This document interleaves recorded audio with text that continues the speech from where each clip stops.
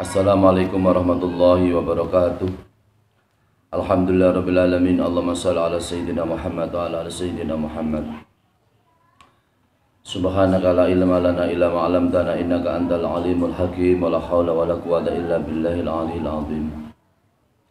Rabbi shrah li sadri wa yassir li amri wahlul 'uqdatam min lisani yafqahu qawli. Amin ya rabbal alamin. Allahumma anfa'na bima 'allamtana wa 'allimna ma yanfa'una warzuqna ilman yanfa'una bi rahmatika ya arhamar rahimin. Kaum muslimin dan muslimat yang dirahmati Allah Subhanahu wa taala, alhamdulillah wa syukurillah.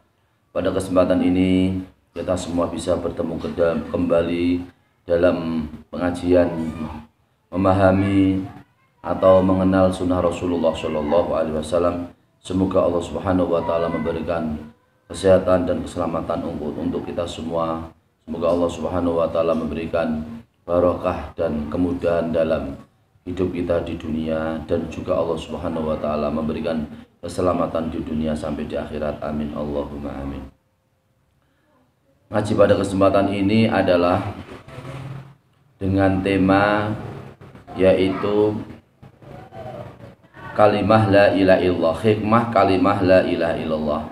Kami ambilkan dari kitab Sahih Bukhari juz 1 Shahifah 267 dengan keterangan atau penjelasan sebagai berikut, yaitu kitab karangan Imam Bukhari dalam kitab Sahih Bukhari halaman atau Shahifah 267 dengan keterangan sebagai berikut.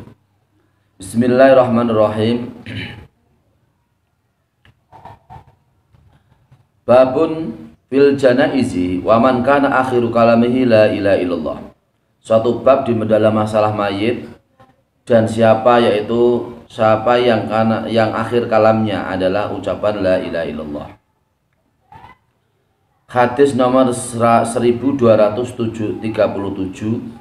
Haddatsana Musa bin Ismail haddatsana Ahmadi bin Maimun haddatsana Wasil al-Ahdab anil Ma'mur bin Suwaidin an Abi Dzar radhiyallahu anhu qala Rasulullah sallallahu alaihi wasallam atani atin min rabbi fa akhbarani aw qala basyarani annahu man mata min ummati la yusyriku billahi syai'an dakhala al-jannata. Qultu wa in zana wa in saraqa qala wa in zana wa in saraqa. Imam Bukhari diceritakan oleh sahabat Musa bin Ismail. Sahabat Musa diceritakan oleh sahabat Mahdi bin Maimun. Sahabat Mahdi diceritakan oleh sahabat Wasil al-Ahdab yang sumbernya dari sahabat Ma'mur bin Suwaid yang sumbernya dari Abi Dzarin. Abi Dzarin berkata, Rasulullah Shallallahu Alaihi Wasallam telah bersabda, aku telah didatangi atau Tuhanku telah mendatangi kepadaku, kemudian Tuhanku yaitu Allah Subhanahu wa taala memberi berita kepadaku, atau Rasulullah Shallallahu Alaihi Wasallam berkata, aku telah disenangkan oleh Tuhanku yaitu Allah Subhanahu wa taala berupa kabar atau berita siapa yang meninggal dari umatku, yaitu umat Rasulullah Shallallahu Alaihi Wasallam, di mana umatku itu meninggal dalam keadaan ia tidak musyrik kepada Allah Subhanahu wa taala, tidak syirik kepada Allah Subhanahu wa taala sama sekali, maka umatku itu akan masuk surga. Kemudian saya yaitu Abi Dzarin bertanya kepada Rasulullah Shallallahu Alaihi Wasallam, meskipun umatmu itu adalah orang yang zina atau orang yang mencuri, hai Rasulullah? Rasulullah menjawab, meskipun dia orang yang zina atau orang yang mencuri, maka karena dia itu adalah orang yang tidak musyrik, yang tidak syirik atau tidak musyrik kepada Allah Subhanahu wa taala, maka ia tetap masuk surganya Allah. Bismillahirrahmanirrahim. Haddatsana Umar bin Hafs haddatsana Abi haddatsana A'mas haddatsana Syakik an Abdillah radhiyallahu anhu qala Rasulullah sallallahu alaihi wasallam man mata yusyriku billahi syai'an dakhala an-nar wa qultu ana man mata la yusyriku billahi syai'an dakhala al-jannata. Artinya adalah Imam Bukhari diceritakan oleh sahabat Umar bin Hafs. Sahabat Umar diceritakan oleh bapakku sahabat Umar, atau aku diceritakan oleh bapakku sendiri. Bapakku diceritakan oleh sahabat A'mas. Sahabat A'mas diceritakan oleh Syakik yang sumbernya dari Abdullah radhiyallahu anhu. Abdullah berkata, Rasulullah Shallallahu Alaihi Wasallam telah bersabda, siapa yang mati atau meninggal, ia adalah menyekutukan Allah atau musyrik atau syirik kepada Allah Subhanahu wa taala, sama sekali ia adalah menyekutukan Allah, maka baginya ia akan masuk neraka. Dan saya sendiri juga berkata, siapa yang meninggal dunia, orang itu tidak menyekutukan kepada Allah Subhanahu wa taala sama sekali, maka ia akan masuk surga. Dengan demikian kita semua orang Islam ini sudah mempunyai tiket untuk bisa masuk surga, karena kita semua orang Islam ini adalah orang-orang yang tidak menyekutukan Allah Subhanahu wa taala. Kita semua termasuk orang yang mentauhidkan Allah Subhanahu wa taala. Maka kita termasuk orang yang menjadi penduduk surganya Allah. Amin Allahumma amin. Babul amri bittibail janaizi. Haddatsana Abdul Walid qala haddatsana Syu'bah anil Ash'ab qala sami'tu Muawiyah bin Suwaidin an Ibnu Muqarrin anil Barra radhiyallahu anhu qala amarana Nabiyyu sallallahu alaihi wasallam bi sab'in wa nahana an sab'in. Amarana bittibail janaizi wa iyadatil maridi wa ijabati da'i wa nasril madlumi wa ibraril qasami wa ratis salami wa tashmitil atisi wa nahana an anyatil fiddati wa khatamil dhabi wal hariri wa tibaji wal qassi wal istabraq. Artinya adalah bab perintah untuk yaitu bertakziah atau mengikuti seorang saudara kita yang meninggal dunia. Hadis nomor 1239. Imam Bukhari diceritakan oleh sahabat Abdul Walid. Abdul Walid diceritakan oleh Abu Walid berkata, saya diceritakan oleh sahabat Syu'bah yang sumbernya dari Ash'ab. Sahabat Ash'ab berkata, saya mendengar Muawiyah bin Suwaid bin Muqarrin yang sumbernya dari sahabat Barra radhiyallahu anhu. Sahabat Barra berkata, kami diperintah oleh Nabi Muhammad sallallahu alaihi wasallam dengan 7 perkara, dan juga sebaliknya kami pun diperintah oleh Nabi Muhammad sallallahu alaihi wasallam dilarang dengan 7 perkara. 7 perkara yang kami diperintahkan oleh Rasulullah adalah, yang pertama adalah yaitu mengikuti orang yang meninggal dunia, atau namanya bahasanya atau takziah atau tasliyah. Apabila kita semua ada saudara kita yang meninggal dunia, maka kita semua difardukan fardu kifayah, yaitu kita semua bisa mendatangi untuk mendoakan atau sampai kepada menyolati atau bisa sampai kepada mengubur, yaitu mengikuti jenazah atau mayit saudara kita yang meninggal dunia. Apabila kita semua bisa mendatangi orang yang meninggal dunia sampai mensolati, maka pahala kita yang takziah ini adalah mendapat pahala yaitu satu gunung Uhud, yaitu pahalanya besarnya atau beratnya seperti satu gunung Uhud. Begitu sebaliknya, apabila kita bisa takziah sampai mensolati, sampai kemudian mengiring jenazah sampai kuburan atau makbarah, maka kita mempunyai pahala yaitu mendapat pahala 2 gunung Uhud, yaitu pahala yang beratnya atau besarnya adalah 2 gunung Uhud. Yang pertama adalah takziah, yang kedua iyadatul marid, yaitu menengok atau menjenguk orang sakit, membesuk saudara kita yang sakit, dibesuk, dibantu supaya apa? Supaya orang yang sakit ini hatinya yang susah menjadi tidak susah, dikurangi susahnya atau terkurangi susahnya. Kemudian keluarga juga ikut senang dengan saudara atau tetangga atau saudaranya bisa hadir, dapat mengikuti, yaitu dapat mendatangi pasien atau saudaranya yang sakit. Kemudian kewajiban yang ketiga adalah mengabulkan undangan atau mendatangi undangan. Undangan itu apakah walimatul arus, walimah nikah, keselamatan, dan seterusnya, hajatan yang sifatnya adalah kebutuhan tetangga atau saudara. Di situ kita mempunyai undangan atau kita diundang, maka kita wajib untuk bisa mendatangi. Apabila kita sebagai suami tidak bisa mendatangi, maka juga wajib diwakilkan kepada istri, atau apabila istri tidak ada maka bisa diwakilkan kepada anak dan seterusnya, supaya untuk bisa menggugurkan kewajiban kita, yaitu melaksanakan atau mendatangi undangan dari saudara kita.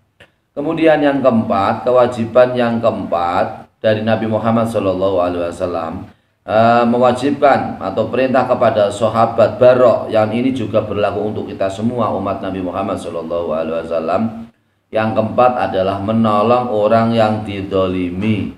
Orang yang didolimi ini perlu kita tolong semampu kita, apakah itu dengan pemikiran, dengan langkah, dengan harta, dan seterusnya. Ini perlu juga dibantu orang yang didolimi. Itu adalah salah satu kewajiban orang Islam satu dengan orang Islam yang lain. Kemudian yang kelima, kewajiban yang kelima adalah membaguskan yaitu undian, dalam arti bagi seorang suami yang mempunyai lebih istrinya adalah lebih dari satu, yaitu istrinya 2 sampai 3 sampai 4, ini supaya bisa adil, dibaguskan di antara undian istri satu dengan istri yang lain. Kemudian yang keenam, kewajiban Islam orang Islam yang keenam adalah menjawab salam. Menjawab salam ini adalah kewajiban. Kalau mengawali salam, kita mengawali salam itu adalah sifatnya sunat. Ketemu dengan saudara kita, ketemu dengan tetangga, ketemu dengan teman kerja dan seterusnya, kita memulai salam. Memulai salamnya itu adalah hukumnya adalah sunat, tetapi menjawab salam hukumnya adalah wajib. Tetapi dalam hal ini lebih utama mana antara mengawali salam dengan menjawab salam? Jawabnya adalah mengawali salam, memulai salam lebih utama daripada menjawab salam. Jadi di situ meskipun menjawab itu hukumnya wajib, artinya wajib di situ adalah kalah dengan sunat, karena di situ adalah hukumnya adalah meskipun mengawali hukumnya sunat, mengawali salam hukumnya sunat, tapi mengawali salam itu lebih utama daripada menjawab salam. Kemudian yang ketujuh, kewajiban kita dengan orang Islam yang lain adalah tasmitil atis, yaitu mendoakan kepada orang yang bersin. Jadi kalau orang bersin itu alhamdulillah. Orang bersin, kalau kita bersin ini adalah kita menjawab alhamdulillah, karena bersin itu adalah bagian kenikmatan Allah. Bagaimana kalau kita bayangkan kita tidak bisa bersin, mau bersin tapi tidak keluar-keluar, itu susah. Dalam pikiran atau benak hati kita adalah susah. Ketika kita sudah bisa bersin, itu adalah plong, berarti itu sebuah kenikmatan. Apabila kita bersin itu, maka kita disunatkan yaitu menjawab alhamdulillah. Kemudian kita yang mendengarkan juga kesunatan menjawab yarhamukallah. Segala puji bagi Allah, itu bagi orang yang bersin. Bagi orang yang menjawab itu kemudian mendoakan yarhamukallah, semoga kamu dibelas kasih oleh Allah Subhanahu wa taala. Kemudian dijawab juga oleh orang yang bersin tadi, yaitu yahdikumullahu wa yuslihu balakum. Yahdikumullahu wa yuslihu balakum. Semoga Allah Subhanahu wa taala memberikan hidayah kepada kamu semua, dan semoga Allah Subhanahu wa taala membaikkan atau memberkahkan kepada keadaan kamu semua. Kemudian Rasulullah Shallallahu alaihi wasallam melarang yaitu 7 perkara.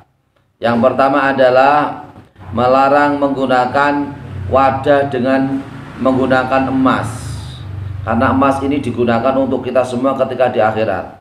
Emas itu ketika di dunia memang digunakan oleh non-Islam, orang-orang yang tidak Islam. Orang-orang yang tidak Islam memang berhak untuk menggunakan hidup di dunia, tapi kita orang Islam tidak punya hak atau tidak boleh menggunakan emas, wadah yang berasal dari emas. Wadah yang berasal dari emas itu nanti akan kita temukan ketika kita semua orang Islam berada di alam akhirat, Di situ kita semua ketika kita di surganya Allah Subhanahu wa taala, maka wadah-wadah makanan-makanan, minuman itu berasal dari emas dari surganya Allah. Amin Allahumma amin. Kemudian yang kedua, larangan yang kedua adalah khatamid dzabi, yaitu ali-ali yang berasal dari emas. Ini bagi seorang laki-laki, bagi seorang perempuan itu malah disunatkan. Yang mampu disunatkan dengan niatan yang baik untuk membahagiakan kepada si suaminya, untuk menunjukkan rasa syukur kepada Allah Subhanahu wa taala. Syukur kepada Allah ditunjukkan dengan memberikan yaitu ali-ali dari emas seorang istri kepada suami, itu malah lebih utama, lebih baik. Kemudian yang ketiga adalah larangannya adalah wal hariri, memakai sutra harim, memakai sutra. Yang keempat adalah wadibaji, yaitu memakai sutra dibaj, wal qasi wal istabraqi. Semuanya sama, ini jenis-jenis sutra dibaj, sutra qasi, dan juga istabraq. Ini semuanya adalah larangan dari Nabi Muhammad SAW. Ya, maka para pemirsa kaum muslimin muslimat yang dirahmati Allah Subhanahu wa taala, kita orang Islam ini harus hati-hati dengan menggunakan hukum yang sesuai dengan tuntutan Rasulullah Shallallahu Alaihi Wasallam. Amin Allahumma amin. Kemudian selanjutnya mengaji bab, yaitu bab keutamaan la ilaha illallah dengan kitab Sahih Bukhari Shahifah 290 juz 1 dengan nomor hadis 1356. Haddatsana Sulaiman bin Harbin, haddatsana Hamad bahwa Ibnu Zaidin an Sabitin an Anas radhiyallahu anhu qala kana gulamun yahudiyyun yakhdumu an-nabiyya sallallahu alaihi wasallam famarido fa'atau nabiyyu sallallahu alaihi wasallam ya'uduhu faqa'ada inda ra'sihi faqala lahu aslim fanadara ila abi wa huwa indahu faqala lahu ati abal qasim sallallahu alaihi wasallam fa aslama fa kharaja nabiyyu Muhammad sallallahu alaihi wasallam wa huwa yaqulu alhamdulillahilladzi anqadahu minan nari, alhamdulillahilladzi anqadahu minan nari. Artinya adalah Imam Bukhari diceritakan oleh sahabat Sulaiman bin Harbin.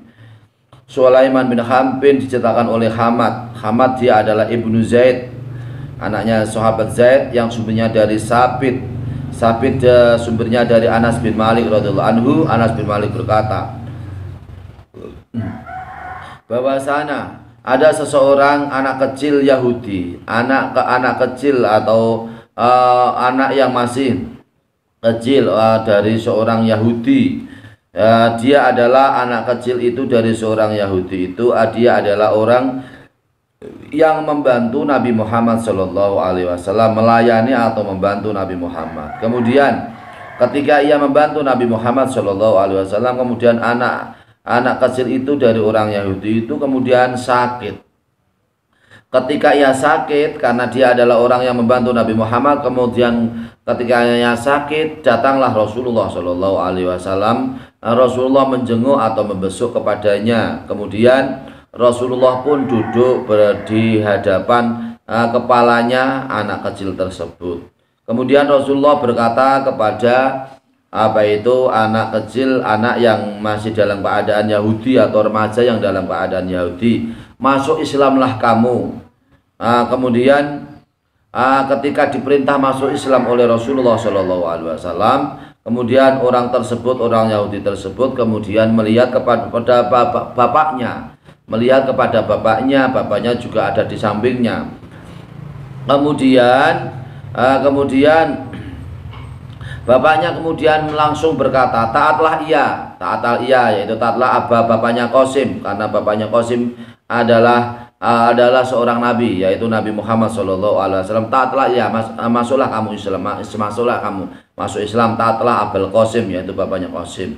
Kemudian orang Yahudi tersebut yang sakit kemudian masuk Islam, dan kemudian setelah masuk Islam kemudian Nabi Muhammad Shallallahu Alaihi Wasallam kemudian keluar dalam keadaan Rasulullah mengucapkan alhamdulillah alladzi anqadahu minan nar.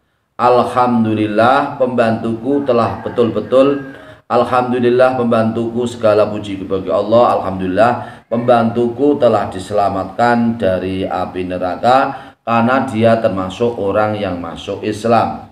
Berarti pembantunya Rasulullah yang Yahudi itu asal mulanya dia adalah memang Yahudi tidak Islam, tetapi karena dia sakit kemudian diperintahkan oleh Rasulullah, alhamdulillah dia kemudian dia termasuk orang yang masuk Islam, dia diselamatkan dari nerakanya Allah Subhanahu wa taala. Dan demikian para pemirsa yang dirahmati Allah Subhanahu wa taala, semoga kita semua termasuk orang-orang yang diselamatkan Allah dari siksa kubur. Semoga kita semua termasuk orang-orang yang menjadi penduduk surganya Allah, orang-orang yang menjadi penduduk surganya Allah. Amin Allahumma amin.